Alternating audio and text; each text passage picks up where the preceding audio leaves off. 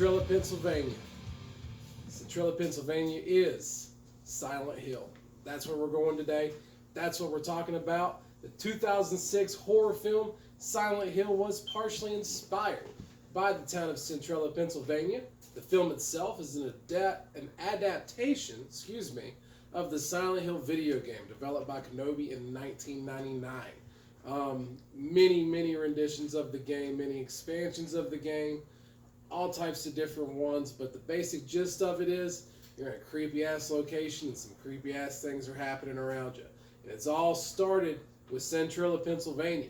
So Silent Hill was directed and written by Roger Avery and Nicholas Bokharif, I believe, is the pronunciation of that last name. Sorry, it's a little tough one there. It's the only one we got this particular time around. So I didn't spend too much time trying to figure out his name too awfully much. He's not really that important to our story here.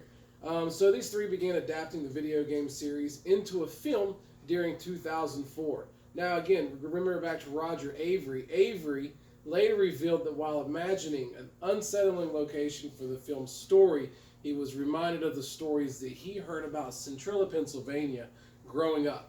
According to Avery, he heard many stories about Centralia again while growing up, since his father was a mine engineer.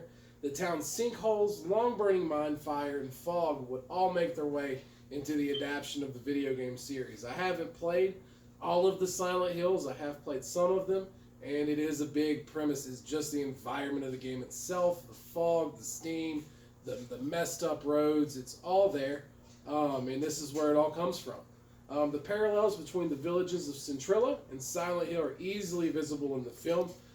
2 movies have been made for Silent Hill, I believe, at this time. I don't think there's been a third one made, but I could be wrong. But anyways, if you've seen them, it's almost immediately, as soon as you enter in Silent Hill, the fog, the messed up roads, the creepiness, the steam coming up from the road, it's all there. And it all came, again, from Centralia, Pennsylvania. Silent Hill is located in the coal region of West Virginia, just as Centralia was founded in a coal mining area in Pennsylvania. In the town of Silent Hill, again, a thick blanket of fog and ash descend from the sky. And while Centralia does lack the falling ash, the cold aspect of it, the murderous nurses, a few other little add-ons that the game's got in there that you're probably not going to find in Centralia. I mean, I guess you never know. I hope when we go up there we don't run into any murderous nurses, or if Pyramid Head's up there running around with his giant axe, I'm probably out. I do have my limits. I got to stop somewhere. And that would be it. If Pyramid Head's up there, done. I'm out. Checking out. See you later. Anyways, the town of Silent Hill has huge cracks and fissures in the roads. These are also found in Centralia right along the abandoned section of Route 61. We're going to talk more about the abandoned section of Route 61 and what all's going on down there. So finally, in the movie, it's eventually discovered that Silent Hill was abandoned 30 years before due to a coal seam fire. This is exactly what caused Centralia, Pennsylvania to be evacuated during the 1980s. We are going to get into all of that, and this is your very first episode of An Education in Horror. Very excited about this. We have been looking forward to being able to do this with you folks and bring you something a little new, hopefully a little fresh, hopefully a little different. These are not always going to be 2-parters or anything like that, but we wanted to start the first one off with a big bang and really try and dive into this head first and try and make this the best possible production that we can. So this one is going to be a 2-parter. First part's coming at you right now. The second part will be us actually taking videos from Centralia, Pennsylvania. We've already got it worked out with a tour guide, ATVs. We're going in there. We're doing it right. We're going to make sure we see all the sights and stuff that we're going to talk about today. The stuff that you hear about when you think of Centralia. Really hoping I'm going to introduce you to some new things about Centralia. We got murders in buggies happening here. Revolutionary War guys that started this city, that signed the fucking Declaration of Independence, and then had to file for bankruptcy and went to debtor's prison. That happens in here. And that's before the fire even starts. All right, this city doesn't have a long history, but it is loaded from the moment.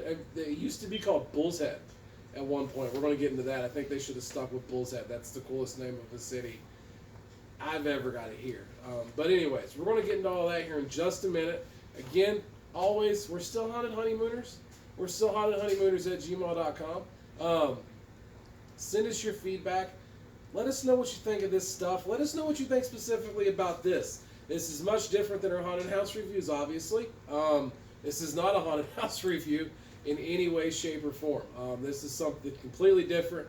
And we wanted to try, stick our foot out there a little bit, see what you all think about it, see if it's something you're interested in seeing more of. But we are coming at it just as hard as we possibly can in the first one. We have done a boatload of research into this place. Ton of stuff that we're not even going to talk about that's happened here. We got a lot of our research information from centraliapa.org. It is a government organization that has put together kind of their story on it. It all seems pretty accurate. There's a few conspiracy theories out there about this place, man, but it is so far-fetched and hard to believe. Any of that stuff, it doesn't make the main one. We'll touch on this just a little bit before we dive into it because it's really not that important. I didn't even print up any notes on it, but some people believe that the government started this fire in order to get the people out so they can have all the coal, which would kind of make sense, I guess, had they not set all the fucking coal on fire. But being that they set all the coal on fire and it's a coal fire, I can't imagine. I mean, I know, and you're going to see some idiotic moves by the government. The Centralia Council is 100%, in my opinion, to blame for every single thing that happens. Just bad decision after bad decision after not giving a shit, followed by another bad decision that just leads to the absolute demise of what was really a promising, booming town at one point, very, very quickly into its start. Really had some promise and a good future ahead of it, and I'm telling you, just some people being idiots is what causes this whole thing. It's really kind of insane. It was shocking when I got into this and really kind of realized what happened here. It's sad. It's really kind of a sad story. But anyways, we're going to get into it. Again, hauntedhoneymooners@gmail.com. Real quick thanks to all the many, many likes.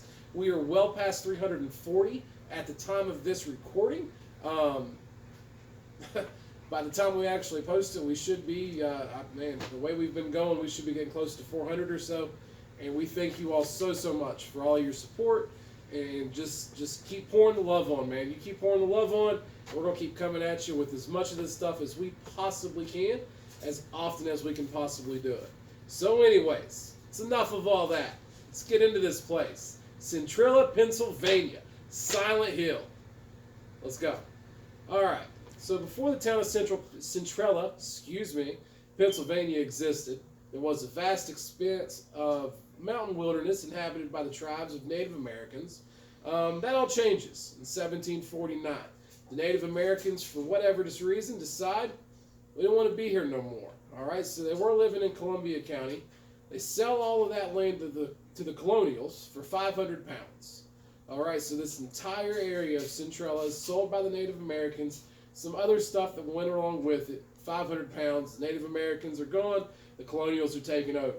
All right, so in 1770, colonial settlers surveyed, explored the wilderness land while building the Reading Road. I'm sure you've heard of the Reading Road. Very, very important to this whole area. This important trail linked Reading to the western frontier outpost of Fort Augusta. This fort was located along a river at the site of present-day Sunbury, modern Route 61. Again, we're going to talk more about Route 61. You're going to mainly a 1 mile stretch that really gets affected by all of this, but gets pretty aggressively affected by all this. So we'll be going back to Route 61 several times. But modern Route 61 follows the path of the historic Reading Road. By 1793, Robert Morris has acquired the land which would one day become Centralia, Pennsylvania. Morris was a Revolutionary War hero. He was the signer of the Declaration of Independence. And in 5 years, between 1793 to 1798, I'm not sure what the details are or what exactly happened, but Robert Morris goes from Revolutionary War hero, signer of the Declaration of Independence, to finding himself filing for bankruptcy and inside debtor's prison.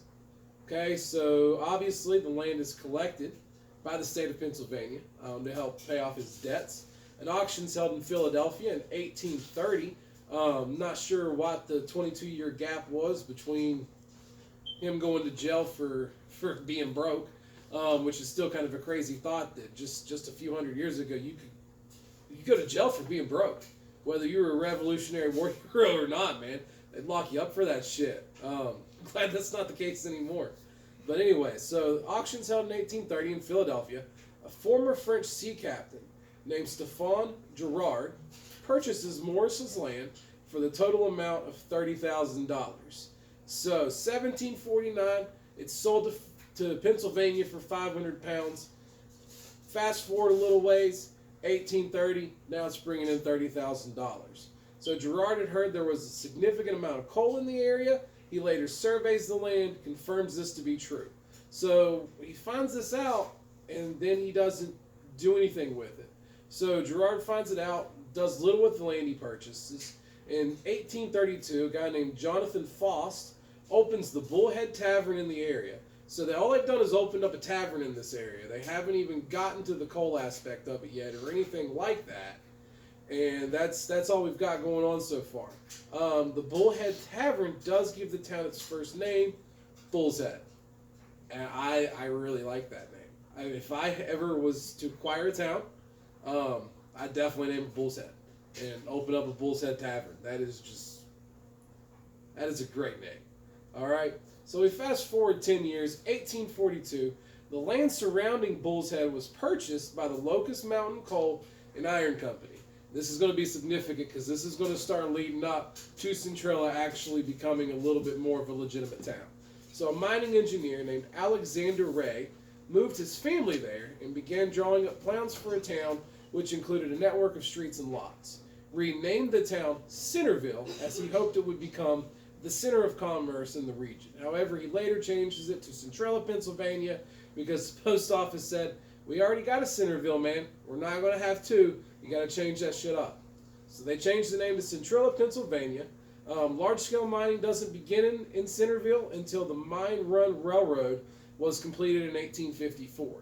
So it's been well over 20 years since this land was originally purchased for the whole aspect of mining, for us to actually see even the start of any of this coal mining begin to happen. But once it was completed in 1854, bam, Centralia begins to take off. Suddenly, massive quantities of coal could be efficiently transported out of the mountains to the market. So shortly thereafter, mining camps began to spring up in the surrounding forests. People moved into the growing town. 1856, the Locust Run Mine and Coal Ridge mines are open. Soon the Hazeldale begins operations in 1860. Finally, the Centralia, apologize for that, dryer's done. Sorry, it is what it is. I turned the timer off, so there you go. At least you know, clothes are clean and fresh. Anyways, moving on. So, where were we? Centralia. Finally, the Centralia opens up in 1862 and the Continental in 1863. So you have 5 different mine companies running full tilt within about a 6-7 year time span. As soon as this railroad's done, Centralia continues to thrive and expand. The borough was officially incorporated in 1866, so now it's official. It's an actual city. It's going to get a zip code and all that other fun stuff, and they end up fighting over the zip code a little later. We'll get into all of that. Around this time, the population stands at 1,300 residents. While that doesn't sound much, to kind of put that in perspective for their time frame, the state capital of Pennsylvania, which is Harrisburg at the time, had 23,000 people living there. Okay, so it's not a little city at this point at all. But here's where shit kind of goes crazy again for Centralia. Alexander Ray, who kind of got everything going for him, meets an untimely end in on October 17th, 1868. On that day, he was traveling between Centralia and the neighboring town of Mount Carmel, and the dude is murdered in a buggy by the gang of the Molly Maguires. So pretty much the leader of Centralia, Pennsylvania, that's got this place up and running, is traveling between his city and Mount Carmel, and the Molly Maguires murder him in his own buggy. And that's the end of Alexander Ray. His shit's done. We ain't gonna hear from him no more because he got murdered by the Molly Maguires. The Molly Maguires were a group of Irish American miners who clearly didn't like Alexander Ray or his fucking buggy, and went ahead and handled that shit like some bosses. So, anyways, they were a group of Irish American miners who disliked the Anglo-Americans that owned the mines, and their uprising and criminal acts live on in legends and folklore of the region even today. Didn't get time to look into them. It's going to be long enough with everything we got going on. But I'm telling you what, the Molly Maguires might be something we come back to later on down the road, because just kind of interesting. They're running around murking people in their buggies and stuff. Seems pretty intense. So anyways, even though Alexander Ray gets wiped out in his own buggy, Centralia, Pennsylvania continues to just absolutely blossom. Peaks in the late 1800s. 1890, the federal census puts the town's population at 2,761. All right, this is it. This is its climax. It's going to start to go downhill a little bit as far as the population from this point on. At that time, though, and this was really cool, kind of show you the scale of this city and how crazy it was how this happened to it. The Vibrant Bureau had 5 hotels, 27 saloons, 7 churches, 2 theaters, 1 bank, and a post office, as well as 14 general and grocery stores. And this is in 1890. Okay, so it's far away from modern times, obviously, and this little place is popping. And how they even built their houses, man, it was just like most mining colonies, just side by side by side by side by side. And their houses are literally supporting each other. We'll get into a little later once the evacuation starts and how it's optional at first, how that whole design really proved to be an issue with things. So, but anyways, the production of coal has brought prosperity to the village. However, obviously it wasn't to last. 1917, the United States becomes involved in World War I. We're starting to get closer to the fire time. It's coming up. Things are, man, it's really sad. Really, things just go downhill hard for this city, really after this. Many young women left the coal mining towns like Centralia, causing production to decline. After the war, a series of strikes further weakens the coal output. In response to that, new forms of energy arrive on the market. This kind of puts the knife in Centralia's throat a little bit. Cheap fuel, high heat, relatively clean burn. It further chips away at the demand for coal. Things only get worse when the stock market crashes in 1922. This forced the Lee Valley Coal Company to close 5 of its mines, all of them around Centralia, Pennsylvania. I'm from West Virginia. I'm very familiar with how this has affected communities and stuff like that. And man, it's just a crusher. This is what this whole city was built around, was coal. And when it goes down, man, it just takes the city out with it. During these tough economic times, many desperate miners turn to bootlegging mining. All right, they're going to shut our mines down. Well, fuck them. We'll go get it anyways. And what was the strategy for bootlegging miners? They would enter abandoned mines and begin extracting coal from them.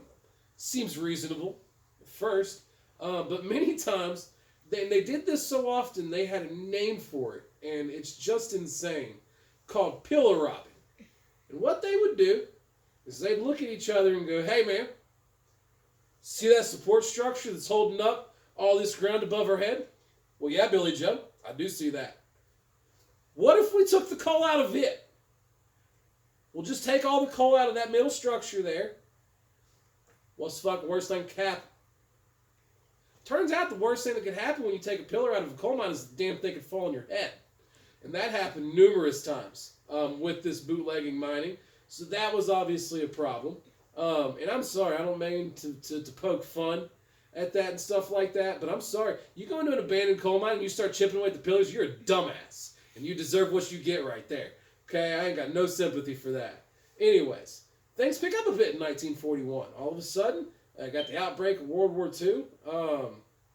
Things started to pick up for a second, but hopes were short-lived. The Centralia Council. Man, do these assholes fuck shit up, man. And this starts almost right away. Centralia Council, still holding on to the prospect of coal's future riches, Sounds like some people in West Virginia, I'm not going to lie. Um, Acquired the rights to the minerals beneath the town in 1950. And so from 1890, we were at 2761 in population. Fast forward to 1950, we're down to 1986. And this has nothing to do with the fire or anything like that. This is just because of the loss of coal and what it's done to this city already. So still, coal mining was slow to die in the region. They continued to fight it. Again, man, sounds just like some areas of West Virginia that I know. Continued through the early 1960s, at which time nearly all of the remaining companies shut their doors. With little work left, people began to leave. It was during this time of change that the now infamous Centralia mine fire began in the spring of 1962. So up until 1962, Centralia, Pennsylvania was like many other coal region towns. While it boomed during the heyday of coal mining in the late 1800s and the early 1900s, the Bureau was now on the decline. Centralia's population was around 1,400 residents in 1962. For those who lived there, it was a strong and supportive community. That would all begin to change on May 27th, 1962. As soon as this fire starts off, man, people are going to start going at each other pretty quickly. Man, you almost get a little civil war in this little city at this point. On this day, the preparations coming for the upcoming Memorial Day celebration. And Centralia's Pennsylvania landfill is absolutely complete wreck, stinks, smells bad. They're trying to have this big Memorial Day celebration. So the Centralia Council comes into play. Says, what are we going to do about this? Well, turns out they were going to set it on fire. So the willful lighting of the fire of the council of this landfill is most likely the explanation for the fire. There are two other theories. There's several theories. There's two other theories that are prominent. We're going to talk about those a little later. But for now, just for the sake of this, we're going to, and I really believe that this is the true story, that the government got together, set this place on fire, not taking into consideration that it sits on an old strip mine, and this enabled the mine tunnels to ignite and caused all of this. It seems like the most likely scenario. It's the only one that has a shred of evidence backing it up. All these other theories, man, it's just hearsay. It's just hypothetical bullshit. It just doesn't make any sense. This makes complete sense, and there's clear facts pointing to it. So again, so that's how the fire starts. Almost immediately, residents of the town knew something was wrong. So firefighters are called out. It's a good decision. They're off to a strong start, but they're unable to extinguish it. So they would pour water on it, only to find the fire had flared back up and was burning again the next day. So in June, one of Centralia's residents notified the authorities of the problem, and to save money, and some money was made available to move the garbage around in the dump and wet it again. Okay, so it's been burning for a couple weeks now. We've called the fire department. They're not really sure. Keeps reigniting. So we throw some money to the side instead of really investing into this thing and putting this bad boy out. And that's the really sad thing about this. If they would have done that, if they would have taken this seriously and put this bad boy out right then and there, it was very doable, and none of this nonsense would have happened. But they don't. They mess around with it. They piss around with it. It's a bunch of bureaucratic red tape, bunch of idiotic decisions made by the government. And this isn't supposed to be an anti-government thing or anything like that. But man, did they fuck this up at every opportunity. All right, so they move some trash around. They wet it again. Doesn't do anything. It appears to work for a short while, but the fire was stubborn, keeps coming back. Worst of all, it's already spread beyond the landfill, deeper into the coal mines below the town, deeper than anybody thought it would be. Wrangling over what to do next, it wasn't until November of 1962. The fire starts in May of 1962. They spend a few weeks fighting it, and then they argue with each other for almost 5 months over what to do next. Okay, so they finally come to the decision that they should put some real effort into this. They drill into the fire and start to flush it out. By the spring of 1963, though, this project just runs out of money. Before the fire was anywhere close to fully contained, budget cuts at the Pennsylvania Department of Mines and Mineral Industries were beginning to have significant impacts as well. So that plan that seemed to kind of be working just runs out of money. And the state government And the council of Centralia and everybody else just goes, well, I guess we got to try something else now. Instead of pursuing avenues to find more money to put this fire out that's going to destroy your city. So a new plan's drawn up in 1963. This time a trench is going to be dug to form a barrier between the fire and the town of Centralia. The project continued through the summer until it was determined that the fire had already crossed the barrier. So I want you to think about that. They didn't even check the location of the fire in any way, shape, or form. And just go ahead and dig the barrier. Yeah, one of my kids' toys is going off. I'm sorry. Anyways, it is what it is. Stop it. Stop. But anyways, so they don't check to see where the fire's actually ended or where it's actually at or contained, and they just pick a spot and dig these fucking trenches, and then as they dig them, they're like, oh shit, the fire's already way down there, guys. This is a giant waste of time and money, huh? So another extensive plan's drafted, although valuable time was lost, as it took not days, not weeks, not months, years. Years. So from the moment they go, oh shit, the fire's past where we thought it was, with their barricades that aren't going to work at all. They're not even going to slow it down. Years before they develop a new plan. Okay? So years has passed. It's May of 1967. And now we got some effort to fight the fire again. While drilling, it's soon discovered, imagine this after it burned for 5 years, that the fire was as deep as 225 feet into the earth. So now it's too deep for a trench to effectively block it. So that idea is out the door, you would think, right? They wouldn't try another trench after the disaster the first one was. Oh, hold my beer. A revised plan was drawn up to use a more extensive use of flush barriers made of crushed stone and water. That's right, they're digging more goddamn trenches. 1967, residents, especially those along Wood Street, were growing increasingly concerned. Wood Street was kind of the border of the town against the forest area and the mountain area. The fire was inching closer to their homes. They pressured the Central Bureau Council to act, but these guys are some retarded assholes. The council in turn pressures the United States Bureau of Mines to do something about it, instead of trying to save their own fucking city, man. This is your whole job, is to protect Centralia in its best interest, and you don't care. Sorry. It should stop now. It's bugging me. I want to throw this stupid toy. Anyways, it was eventually learned that flush barriers were to be replaced with experimental fly ash barriers. They're still stuck on these goddamn trenches that haven't worked at all in any way, shape, or form. And here's the cool thing about fly ash. It's essentially coal ash. So now, instead of filling your barriers with at least rock and cement, which isn't adding to the toxins from the giant amount of carbon dioxide and carbon monoxide that's being pumped out of your giant coal fire underneath of your city, you're now going to try to stop it with the same dust that coal produces? Guess what? It produced a lot of carbon dioxide and carbon monoxide and made the situation way worse. Round of applause, Centralia Council. You're killing it. Literally, you're absolutely killing it. Today, the use of fly ash is highly controversial. It's not even really used for the most part, given the toxins that are found within it. 1969 was also the year residents began to feel the effects of the mine fire under Centralia, Pennsylvania. William and Janet Brister started to suffer from headaches and nausea, as did their neighbors, Marion Laughlin. After pressure from residents like Helen Warmer, you're going to hear her name a few times. She is the wife of the last mayor of Centralia, and she's interesting. She does some weird stuff as this progresses.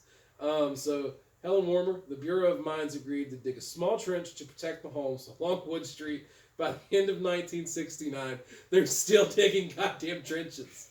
It just doesn't stop, man. You'd think at some point somebody would go, man, these trenches, this is not doing anything. Why do we keep doing this? This hasn't worked one time. It hasn't even slowed it down.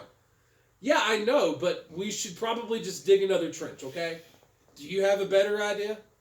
Well, when we were digging, like drilling holes and putting water in there, you shut the fuck up. Get to digging another trench. That's what we're doing. We're digging trenches. All right. So there we go. Here we are. The most extensive fly ash barrier was eventually completed in 1974. Spoiler alert, the fucker was, it failed before it was even fully built.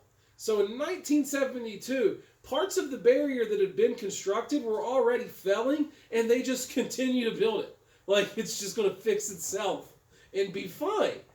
And the fire was detected beyond it. Additional emergency funds were required to shore it up. For the next few years, the mine fire problem in Centralia festered with residents. Obviously, people are getting pissed off. For years, Tony and Mary Lugogan suspected the fly ash barrier had been breached, and the fire was still moving under the town. They could not be more right. It had been breached. It was breached before the damn thing was even finished being built. And they just went on with it. The Bureau of Mines, however, still tries to ignore the problem. Officials stood by the barrier and its success. By 1977, they'd no longer be able to deny the complete failure of their programs and of their plans and the threat the residents faced from the growing mine fire. All right, so we move forward a little bit. We're in 1977 now. The residents of Centralia, Pennsylvania stand at a crossroad. For 15 years, a mine fire has uncontrollably burned at the edge of their town. Time's running out. Many methods have been tried to stop the fire and mitigate the deadly gases it was producing. Early on, a trench had been dug with hopes of halting it. When that failed, they used experimental fly ash barrier.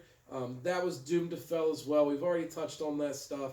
In late 1976, the Bureau of Mines was under increasing pressure from Centralia residents to take action.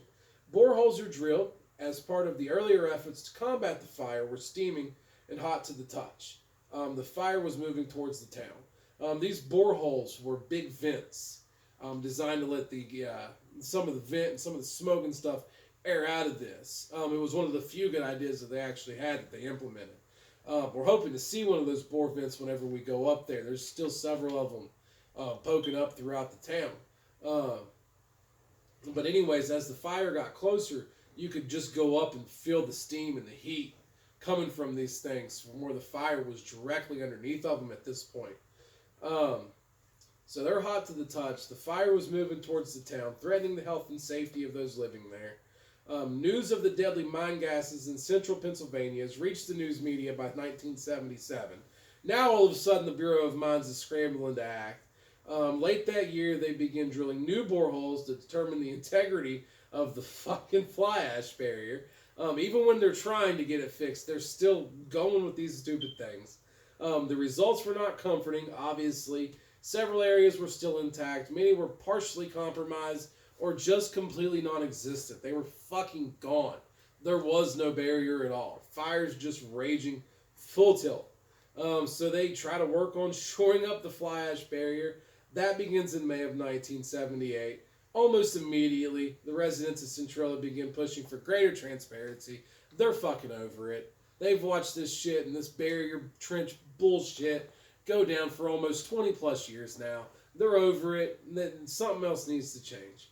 Many wanted more boreholes to be dug in order to reveal the full extent of the fire, which made complete sense. It's something that they should have done. Others pushed for more drastic solutions. Some idiots wanted a new trench dug and filled with an incombustible material. So at least they were saying that maybe the coal ash isn't the way to go. Let's put something non-combustible in there and see if that does something. This would supposedly form an underground wall to keep the fire from reaching the town. Unfortunately, such an option would require destroying some of the Centralia's homes. This provoked immediate backlash from one of the town's most vocal residents, Helen Warmer. She's right back. She's starting to get into the thick of it. June 1979, carbon dioxide and other deadly gases were detected in the homes of John Cuddington and David Lamb. By December, the heat and steam from the Centralia mine threatened Cuddington's gas station, forcing him to close it because the thing was going to explode. So they had to get all the gas out of there. So it's starting to really affect the residents now. For the next several years, bureaucratic infighting paralyzes any effort to mitigate the growing danger in Centralia, Pennsylvania. Again, failures by this government to do shit for their people, man. It's now beyond the point you know you have a fire going on for sure. Now it's a matter of safety and getting these people out before they die, and we're still bickering amongst ourselves. We're still not moving forward with anything. It's still same shit, different day. No one gives a shit about the Centralia residents. They're just fighting over nonsense. So what's the government's grand idea? Carbon monoxide detectors are given to the residents throughout to monitor the air quality in their own homes. That's their fix for it. So they give them out, although given the high cost of the devices, some residents had to share. So when an alarm rang indicating a problem, the only remedy was to open a window in the house and let it vent out. Imagine raising your kids in that environment. That's a real life possibility for you because there's a raging fire underneath your town. Your government has just failed in every possible way that it can as far as stopping it or even preventing the thing to begin with. Just a complete failure. And now their solution to the poison that's being pumped into your home due to their lack of effort and ability to fix this is to give you a carbon monoxide detector, and if it goes off, man, just crack a window. Fucking bullshit, man. And anyways, 1980, mine fire gases are detected at the goddamn kids' school, the St. Anagatis School along Locust Avenue, raising the concerns of parents whose children attended there. Flushing of the mine tunnels near the school was ordered, as well as installation of mine fire ventilation pipes. Like the other attempts to deal with the fire, hopes for success quickly faded. The fire was now estimated to be under 150 acres of land. Central Pennsylvania's residents increasingly grow frustrated. Some, like John Coddington, called for their homes to be bought and families relocated out of harm's way. Others, like Helen Warmer, this dumb bitch, denied there was any problem and stubbornly refused to budge. Acted like her city was not on fire. And all of this was just people overreacting. Passing out carbon monoxide detectors, but there's not a problem. Steam coming out from the ground over 160 degrees Fahrenheit. Areas of this fire burning over 215 degrees Fahrenheit on the surface. And this lady goes, there's nothing wrong. Everything's fine. Everybody just needs to relax. She was probably head of the Centralia Council in hindsight. So anyways, I don't know if that's true. I don't think it was. But anyways, 1981 would become a watershed year for the Centralia mine fire disaster. In some areas, the fire was now visible at the surface. When measured, the temperatures were in excess of 1,200 degrees Fahrenheit. On Valentine's Day of that year, Todd Domblowski fell into a steaming hole caused by a mine fire and was nearly killed. It was a 12-year-old kid. Very shortly, it just so happened on that day there were key politicians in the town, observed the aftermath firsthand, and once the 12-year-old falls into the mud fire, now all of a sudden we're ready to do something. Finally, things are going to start to happen a little bit more positive, at least as far as getting these people to safety. The trouble continued. More residents were overcome by carbon monoxide and carbon dioxide sweeping into their homes. On March 19th, 1981, we need a little more tragedy before we get there. John Cuddington's overcome by gases. Thankfully, he's rushed to the hospital, makes a full recovery. Momentum began to build for decisive action. On March 30th, Pennsylvania's Governor Thurber flew into Centralia, Pennsylvania on a helicopter, and it was nothing more than a political stunt. It just helped to focus even more attention on the beloved town and its long-suffering residents. The people of Centralia are starting to get pissed off. They're beginning to mobilize as well now. David Lamb, along with others, forms the Concerned Citizens Action Group against the Centralia mine fire. Together, they would push for consensus regarding what needed to be done to save the town. So a referendum was scheduled for May to determine if residents wish to stay and have the fire taken care of or relocate away from the danger altogether. While the vote had little weight, the results were clear. The overwhelming majority of Centralia's residents are ready to get out of here. By the end of 1981, 29 families had been declared eligible for relocation, so we are seeing some progress, some steps in the right direction. The government purchases their homes, supports them moving out of the most endangered areas of Centralia, Pennsylvania. And again, at the start, it's only 29 families, and this whole city is fucked. So it's just the start of things. Momentum begins to build in 1982. Money was allocated to drill new boreholes around the town. Finally, they're going to look at this fire, figure out how big it is, the exact boundaries of it. Using this, a plan will be developed and presented to Centralia. So they're still giving the people option. Nevertheless, the people in the town were as conflicted as ever. While many pushed to leave, others fought tooth and nail to stay. Infighting and threats caused the concerned citizens group to fray, while the Bureau Council meetings devolved into nothing more than shouting matches. The mine fire continues to progress quickly. It's picking up speed now, spewing dense hot gases into the air and causing the ground to just split apart in areas. By 1983, the neighboring town of Brinesville was threatened, as was the main road through the area, Route 61. Talked about that a little bit already. Residents were especially spooked by the firing nearing a gas pipeline that runs along Route 61 and the prospect of it exploding.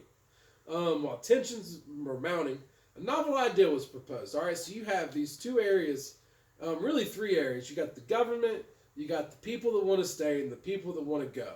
The people that want to go can't go until the people that want to stay are willing to buy into the relocation program.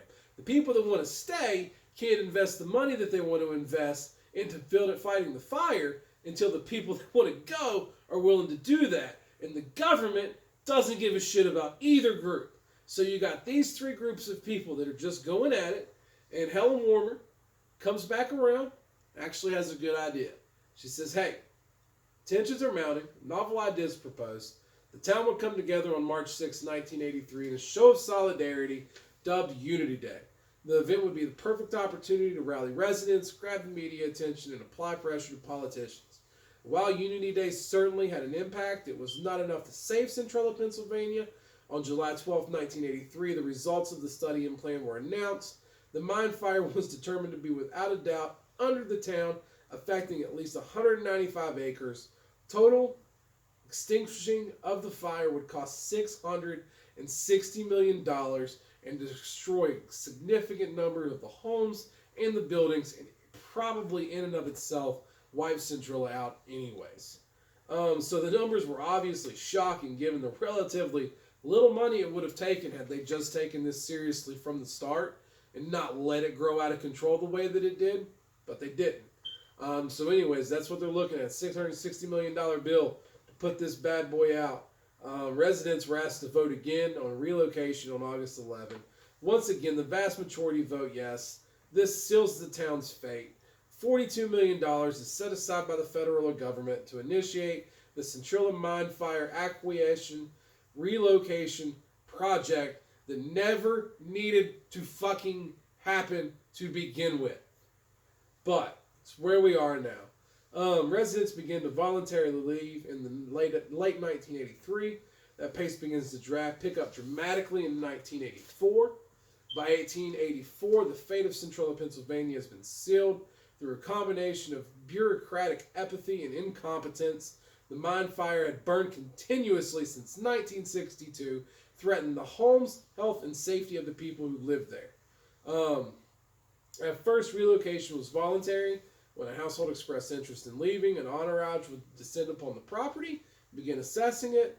A fair market offer would be extended to the owner, and assistance provided for relocating the household. If the offer is accepted, the Commonwealth of Pennsylvania takes ownership of the property. Voluntary relocations continues for years. Often there was a domino effect. Again, these houses were right beside each other. So if one family on a block would decide to leave, their home would be condemned, boarded up, and spray painted to indicate it was slated for demolition. This sent a clear message to their neighbors, causing others to leave. And when enough homes on a block had been vacated, a demolition crew was brought in. They just leveled the structures, backfilled the basements, and performed basic landscaping for whatever reason. Occasionally, the remaining homes on a block would have to be buttressed. I believe that's how you say that. After the neighboring homes were torn down because the homes would support each other. So if you had like a group of 5 homes and one dude's just like, fuck that, I'm not leaving. This is my place. This is where I'm staying until I die. When those homes were taken down, these big brick columns would have to be built on each side of it to support that home to keep it from standing from where the other homes were gone now, or it would just topple over to the side. So they had to put all of that money into it for these people to just refuse to leave. This process is visible in the film Made in USA. As the protagonists in the film walk through Centralia, Pennsylvania, boarded up homes can be seen. Near the end of the clip, a home is slowly being demolished. By the end of 1986, there's less than 50 homes left in the town. The effort to relocate the remaining residents of Centralia was continuous. Those who wished to stay often felt betrayed when others left. Some viewed leaving as a triumph. The government was paying for their properties, which had been threatened by a mine fire, and while it wasn't easy, they had a chance to start over. So others saw it as giving up in the face of adversity. Many of those same feelings exist today with current and former Centralia residents. For those who rented properties, the conflict was even more heated. You got landlords that want to get out of their properties, renters that are terrified that they're just going to get evicted and not have anywhere to go. That is kind of what happens. In 1987, eviction notices were sent to those who rented properties from owners who wished to sell. What had begun as a voluntary relocation was fast becoming mandatory. It's important to note that the mine fire hadn't stopped when the relocation project began in late 1983, continued to rage through the 1980s. Venting systems, just absolute carnage with this thing. By the early 1990s, it's clear that the stretch of Route 61, just south of the Bureau, would need to be closed. The mine fire had absolutely destroyed it. Today, this abandoned stretch of Route 61 is known as the Graffiti Highway. We will be taking you there. But anyways, the population of Centralia, Pennsylvania continues to dwindle. 1992, Pennsylvania governor declared eminent dominion over the remaining properties within the town. This was done out of concern for the safety of those living there and because the liability the state might face should someone be injured by these mine fires. Excuse me. Pennsylvania forcibly acquired the deeds to their lots and worked to evict them from their homes. Still, some people like Carl, Helen Warmer, she's still fucking here, refused to relocate. Several families banded together, mounted a legal challenge to the government's effort to evict them from their properties. Others, fearing an extensive legal battle, finally relent, accepted relocation. 1995, there's still a few residents that want to stop the eviction. The evictions are upheld. However, when a new Pennsylvania governor, Tom Ridge, is elected, his administration wants nothing to do with the fight. So he doesn't cancel the evictions, but he doesn't enforce the evictions. So he just puts them on hold indefinitely. So there was a financial upside for those who stayed. The state took the deeds to their homes, so these residents no longer had to pay property taxes. They also lived on their state-owned properties rent-free. At the time, so they kind of ended up winning, if you want to call it a win. But at the time of the 2000 census, there's 21 people left in Centralia, Pennsylvania. In 2002, the United States Post Office revokes their zip code. 21 is not enough. Give us that fucking zip code back.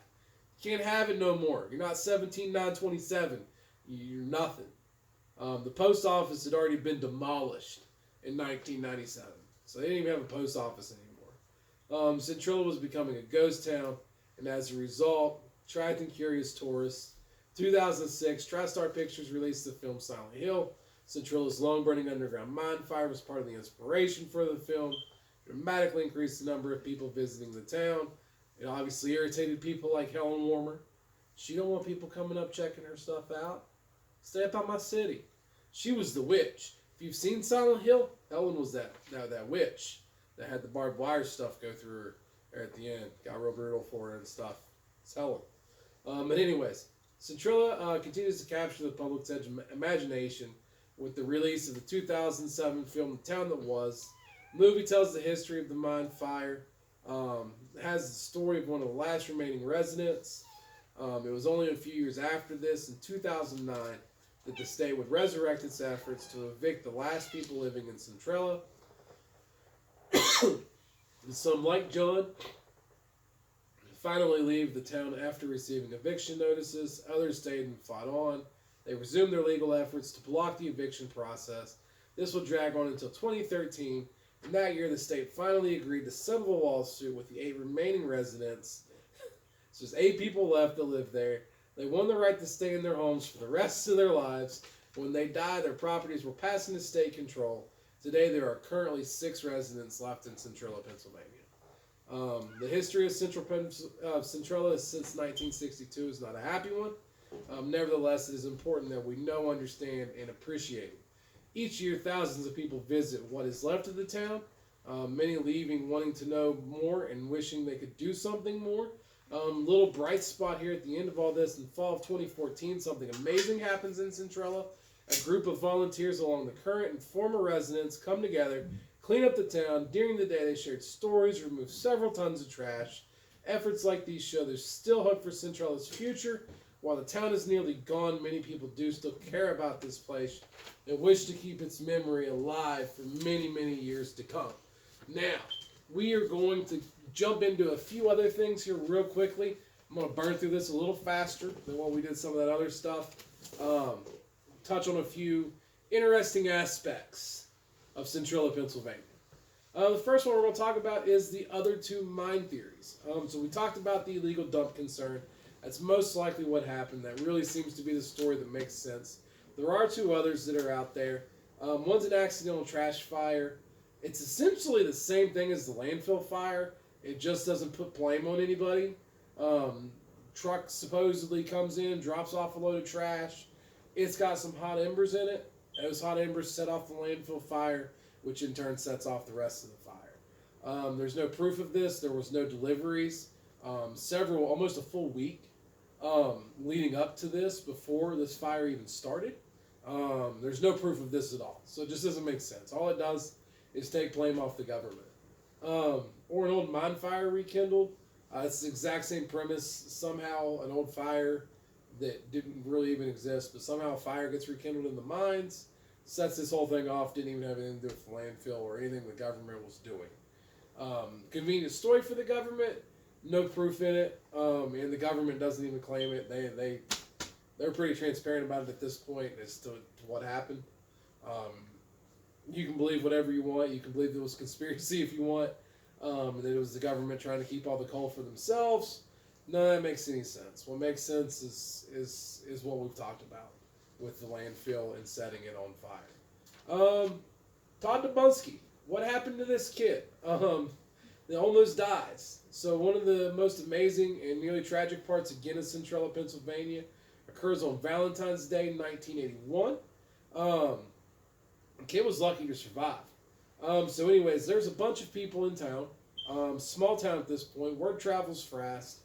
So Dubunsky's mom sends her son Todd on an mission to determine why these outsiders are here. Along the way, Todd notices some thin wisps of smoke coming from a gassy area near a tree. This piques his curiosity. He walks over to check it out. Without warning, man, the earth just drops up and swallows him up. And he's now up to his knees in muddy, smoky pit. As he struggles to pull himself out, just like quicksand, man, it just pulls him in deeper. Gases from the mine fire start to pour out. This had to be terrifying. He begins to scream for help. All the while, he keeps sinking until his head is several feet below the surface. This kid's scared out of his fucking mind at this point. Who can blame him? As he begins to sink, Todd manages to gasp onto an exposed root from a nearby tree, saves his life. He continues to yell for help when he can get a little gasp of air. In less than a minute, his cousin, Eric Wolfgang, that's a cool last name, Wolfgang. It's a pretty badass last name. So Eric Wolfgang appears on the scene, saves Todd's ass because his last name's Wolfgang, and that's what you'd expect from somebody with the last name of Wolfgang. They're going to be saving some people's lives.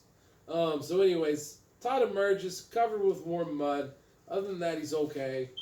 He could have very easily been killed that day. Later analysis would show that the hole was expelling deadly quantities of carbon monoxide. And had he been in it just a few more minutes, asphyxiation would have set in, and he'd in all likelihood died. The only good thing that this whole thing did is there were some politicians there when this whole shindig goes down. Word gets back to them, things start getting taken a little more seriously. We talked about it a little bit. March 6th, 1983, Unity Day in Centralia, Pennsylvania. One of the real bright spots for it. It was very cool to see this place come together one last time. It's definitely the last hoorah for Centralia, Pennsylvania. It was a real nice thought, but just way too little, way too late. The fate of this town was written back in the 1970s, man. Really, when they weren't taking this seriously and just kept throwing up barriers, it was just a matter of time. So Unity Day, while it was a good thought, man, and it did get some publicity for them, it just didn't do anything. It just didn't do anything at all. Oddfellows Cemetery in Centralia, Pennsylvania is still a active cemetery. People obviously aren't buried there anymore, but it's surrounded by a big iron gate. It's right beside the St.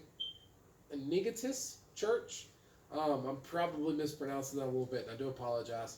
But it's right beside where that church was. It's the one area of the town, one of the few areas of the town that's still maintained, still taken care of.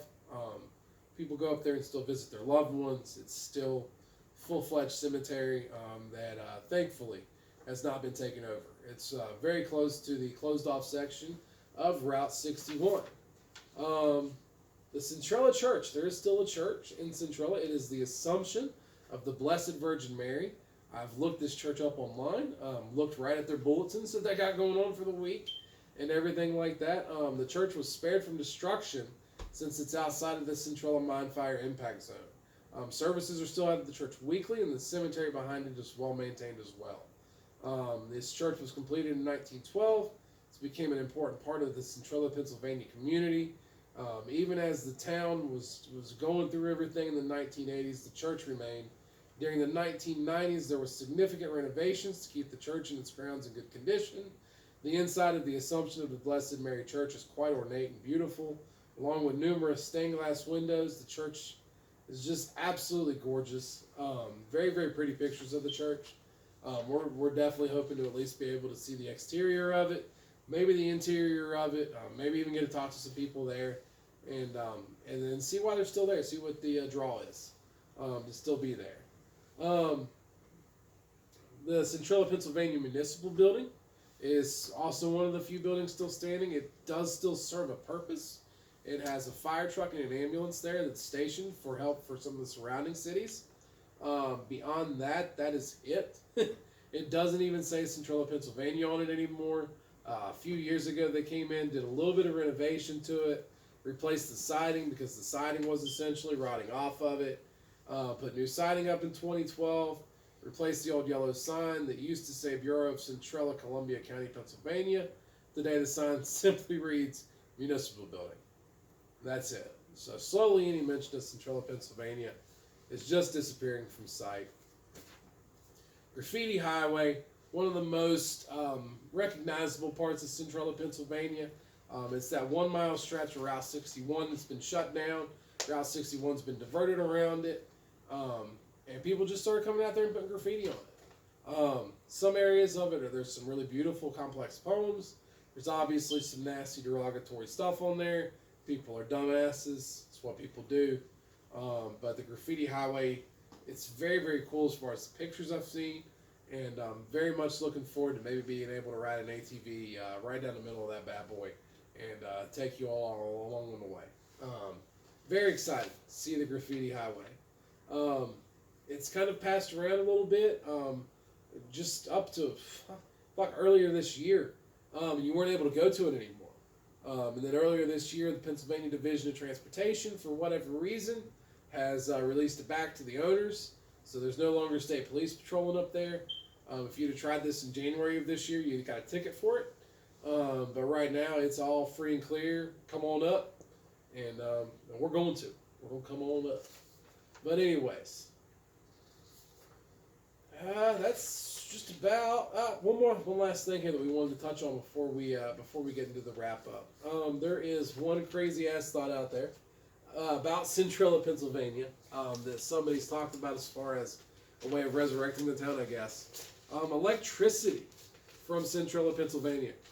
I'm not a power expert.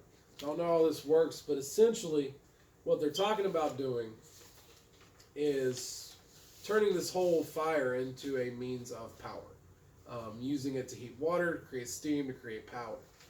There's 100 different reasons why this is a horrible, horrible idea. The actual structure of the ground is still extremely unstable. The building and the complex itself would have to be able to follow the fire, which moves 70 feet a year, so that's not going to happen. It's not going to produce enough electricity to be worth a shit, and anybody that's thinking about this idea is a little dumbed up. Not a good idea. It should not happen. It's not going to happen. Bad idea. So anyways, wrapping this thing up, there used to be a prophetic sign near the St. Augustine's Church Cemetery in Centralia, Pennsylvania. It was painted with flames and read, "Centralia mine fire is our future."